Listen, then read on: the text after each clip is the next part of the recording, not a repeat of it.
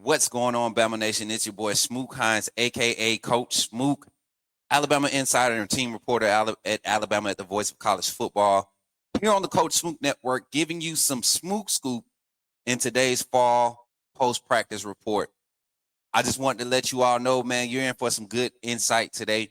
Some great reportings coming from camp today from today's fall practice. Gearing up for the fall's first scrimmage this Saturday, this weekend. Can't wait to dive into it. Let's get to it.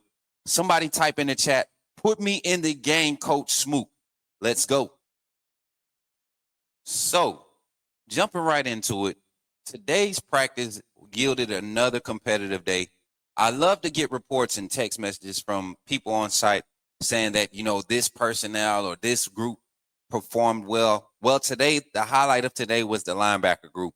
In particular, a young core group of guys that are starting to show strides in understanding the defensive scheme and the assignments being asked of them.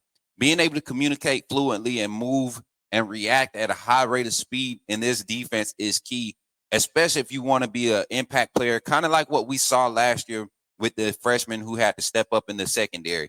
But jumping into today's reports, man, again, Nikhil Green, Deontay Lawson, Justin Jefferson, Abdul Sanders Jr., QB Reese, Caden Jones, that group of inside linebackers, this is a group that is going to be counted on heavily this season. Coming into from last year's transition to now, you saw that group start to improve towards the end of last season, especially when we were able to get in our rotational depth. Well, this year with Deontay Lawson coming back and not being fully at 100% after suffering a major knee injury or leg injury last season that ended his season early, we had an opportunity to see a lot of young guys, a lot of young talent get some exposure during the spring.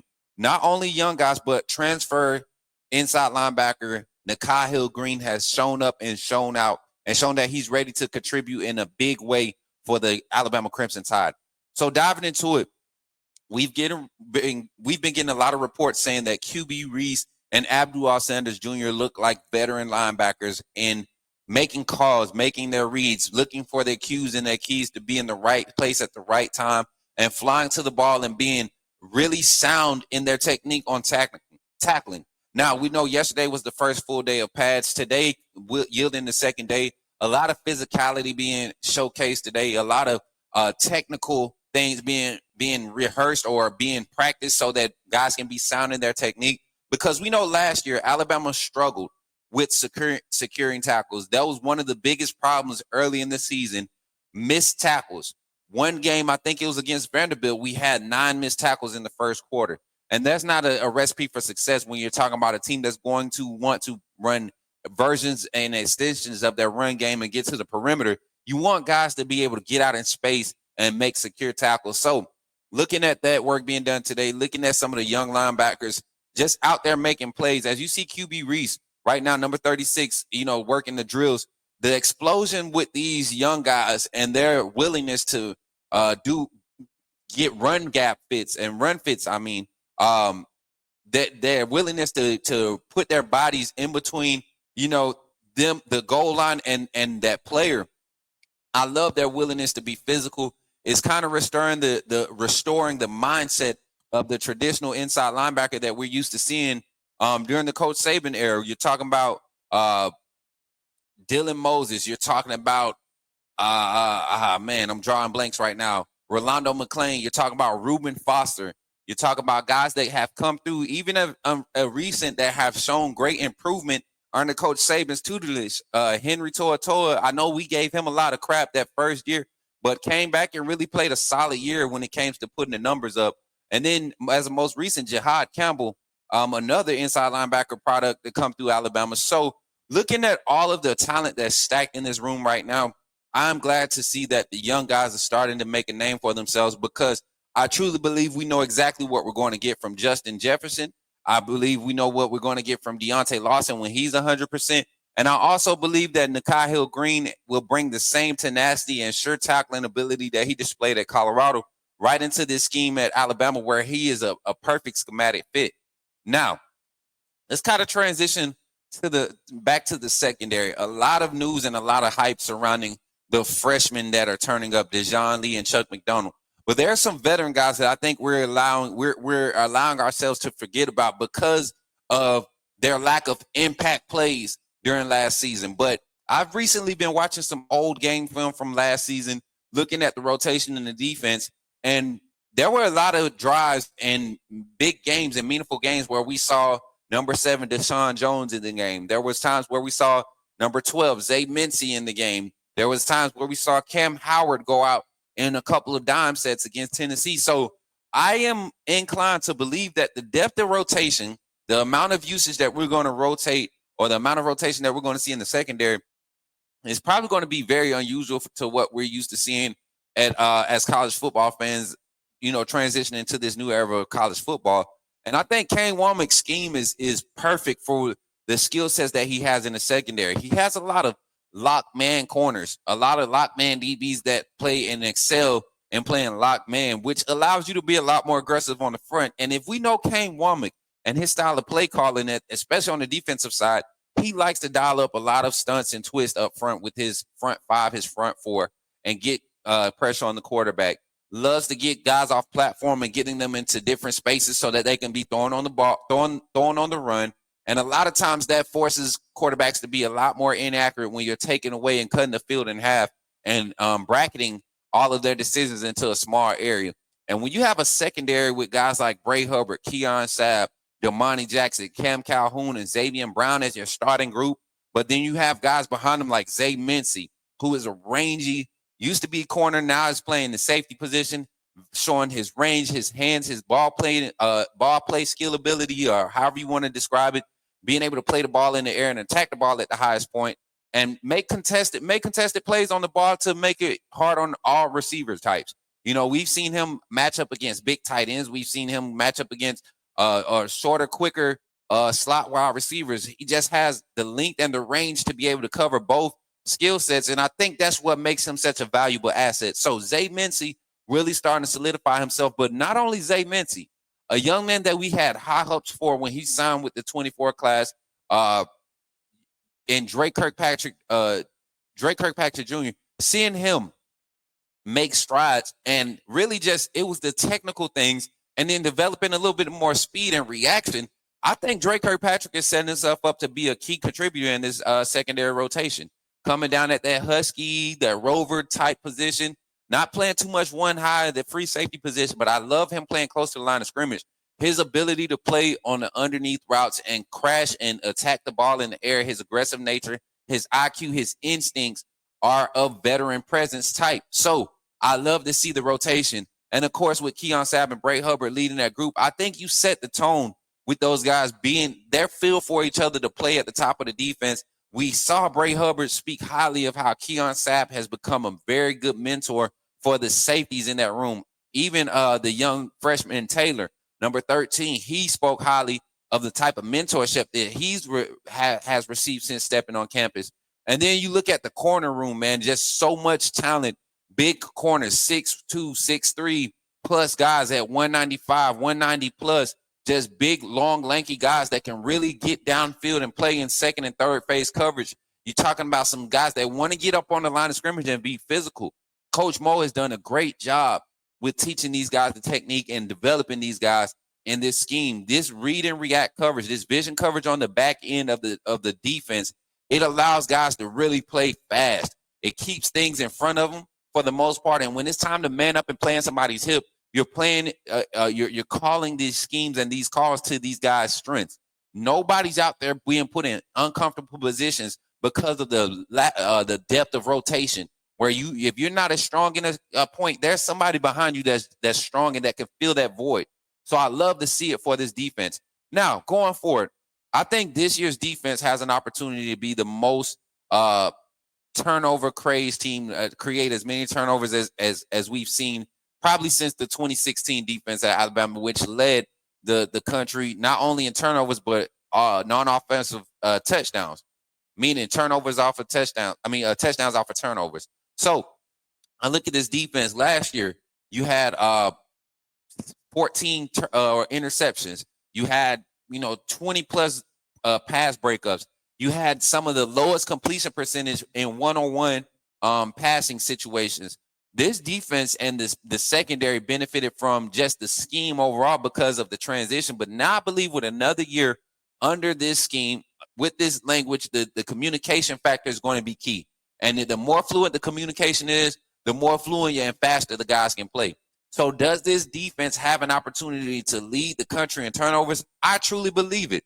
When you have ball-playing defensive backs like Damani Jackson and Cam Calhoun and Xavier Brown on the perimeter, and you have safeties that can really play that robber technique in the middle of the field, it's kind of hard to try to stretch a team, stretch a defense vertical like that. And then you have the pass rush up front, but the athleticism to be able to get in your dropbacks. Quay Russaw displayed a great ability to drop back in coverage as an outside linebacker and cover the tight ends, cover the running backs out of the backfield. Also, in that inside linebacker room, you got some guys that can really cover. In Justin Jefferson, probably your best cover linebacker in the room. But there's a young guy, Abdul Sanders Jr. He has the technique. He reminds me so much of Mack Wilson with his extensive ability to be a run fit linebacker or get out in coverage and really lock guys down. I mean, second and third phase coverage. I've seen this young man take on 4-star and 5-star receivers at camps and really cover guys out the slot, and looks like a big, strong safety type feel in coverage. And when you have skill sets like that available, you are more confident to be able to just leave personnel on the field. Whenever somebody tries to go hurry up, you're able to match up because of the skill sets available, not because of personnel available, but skill sets available. And I think that's a luxury that Kane Wommack is ready to expose. And in exposing that luxury, you get to see guys like, let's say maybe a Jordan Renard on a strip sack, a strip sack, because of his quickness and his ability to get off the guards and the centers playing the interior. A big defensive end style skill set, strong pass rushing skill set, going against slower, bigger bodies on the interior. It usually phases out for the D-line when you are able to line up your bigger athletic guys against these slower offensive linemen. So I think we're going to see a lot of turnovers. My question to you in the chat is, who leads their turnover frenzy? Who leads the turnover craze? Will it be the likes of a Bray Hubbard? Will it be the likes of a Damani Jackson? Will Cam Calhoun benefiting from being the second or third guy in coverage, getting to lockdown, maybe not their strongest receiver, but being able to be in a rover type sense of an assignment? Will he be able to benefit from it? Will there be a secondary guy? Will there be a true freshman in Dijon Lee who's been making strides and getting a lot of reps with the 1B, 2A group? Will he be one of the guys? Or will it be a linebacker coming off the edge? Could Quay Russaw and Yanzi Pierre, that tandem and that rotation of those Wolf players, could they create a lot of strip sack fumbles? Could they, with Yanzi Pierre's length and athleticism coming off the edge, can he get a couple of tip INTs at the line of scrimmage as the pocket is being moved? Or are we going to see a lot of interior strip sacks? Are we going to see a lot of interior fumbles being caused because of how slippery these big bodies are that are really going to bring the pain, right? What can we see from this defense? Who's going to lead it? Drop your comments in the chat. Let me know what you think, and we'll see how this season turns off when it comes to creating turnovers for the Alabama Crimson Tide. All right, now, Bama Nation, as you know, Coach Kane Wommack is a very aggressive personality when it comes to what he demands from his defense. But I have a great sense, and I have just as good feel about this defense and the players and the leaders in this locker room setting the standard and holding each other accountable this season. When you talk to guys like Tim Keenan, when you talk to guys like James Smith, Quay Russaw, when you talk to guys like Keon Sapp, Bray Hubbard, the veterans in this room, you expect to hear those things. But when they're a true freshman and redshirt freshmen who are coming into their second year or their first year on campus, and their mentality is to be better than the guy in front of them because it could be their time, or they really feel like that their input and their impact that they could bring to the team is needed. The togetherness, the continuity, the cohesiveness of this group of defenders, man, on this Alabama team. This is something similar to what we saw early in the Saban era, where guys felt disrespected in practice. When guys start feeling disrespected in practice and they start to impose a level of focus to where your defensive coordinator can really teach in the film sessions, when things are being broken down on a very critical level, the smallest little things are being identified, not just by your staff, but by the players and the leaders in that room. And accountability is the number one word that's being thrown around the locker room. That's a team and that's a defense to be scared of. So Alabama Nation, as you continue to prep for this kickoff on August 30th, just know that Alabama's defense is in great hands with Coach Kane, Wommack, Coach Mo, Coach Freddie Roach, that whole staff, Coach Morale.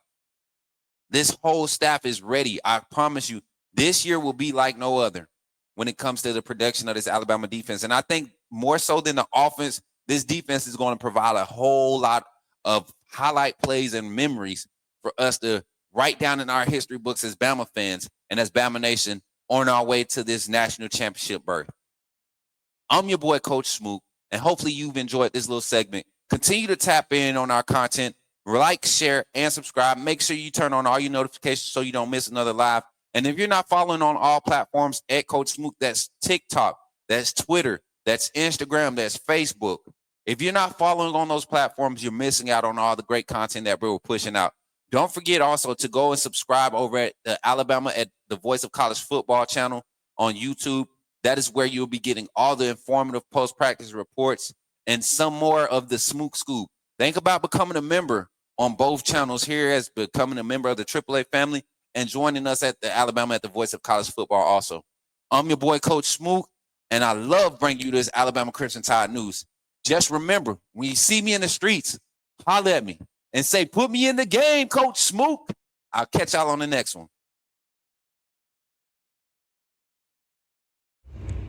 Remember, when you see me in the streets, holler at me. Say, put me in the game, Coach Smook. Put me in the game, Coach Smook. Put me in the game, Coach Smook. Like, share, subscribe. You know we keep it live. Put me in the game, Coach Smook. Put me in the game, Coach Smook. Put me in the game, Coach Smook. Put me in the game, Coach Smook. Put me in the game, Coach Smook. Put me in the game, Coach Smook.